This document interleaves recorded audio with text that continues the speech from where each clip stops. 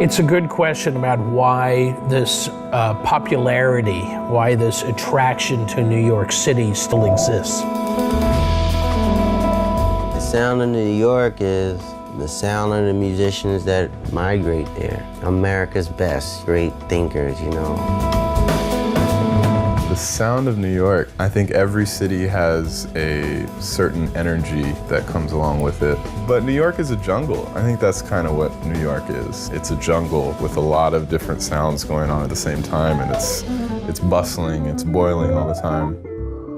I would say when I first came to New York, I discovered that I had a lot to learn and that I didn't have a particular sound and that I needed to get one to arrive at what myself is, musically, whatever that is. What New York tells you is, it tells you all the things that you need to work on. So that's what I learned about coming to New York, and I knew I would. That's why I came.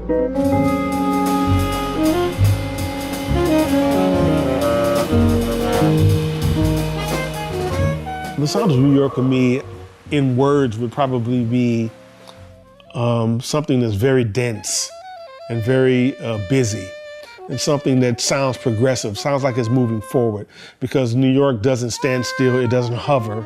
It's always in flux, it's always changing.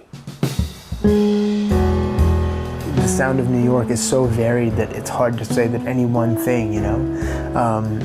And it's represented in all the different clubs in New York, you know? There's a lot of mutual respect and everybody gets along, but also there's a lot of different groups of musicians in New York that really exist. I'm a jazz musician. I'm a jazz bass player, or I love jazz. I knew New York was my destiny when I was like 15 or 16. When I started coming down to the city to go check out music at Smalls and different clubs and things like that, I knew that that's where I needed to be. But when I finally got here and had my first place here, I was like, I'm at home. This is where I'm gonna be for the rest of my life. I knew that immediately.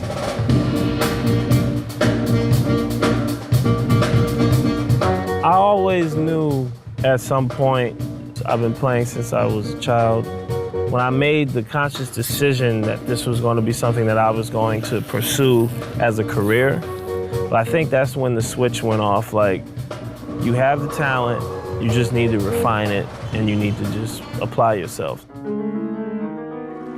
I was born in Caracas, Venezuela.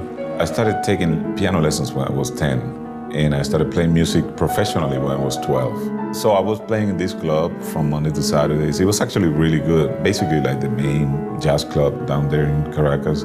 I knew that there was nothing else to do there. You know, I just don't want to be the big fish in a small tank. And I left Venezuela when I was 22. 1, 2, After the birth of Mimi Jones, I feel like that was a doorway that opened for me to actually begin to do all the things that I wanted to do.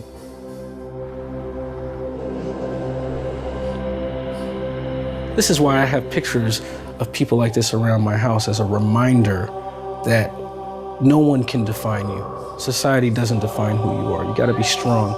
At the end of my time, when I look back at my life, what am I going to be proud of? Fundamentally, I'm most inspired by the benefits of empathy. It's bigger than music, it's bigger than art. Empathy is at the heart of what I think is the solution to most problems. I think the solution begins first by understanding what's happening around you.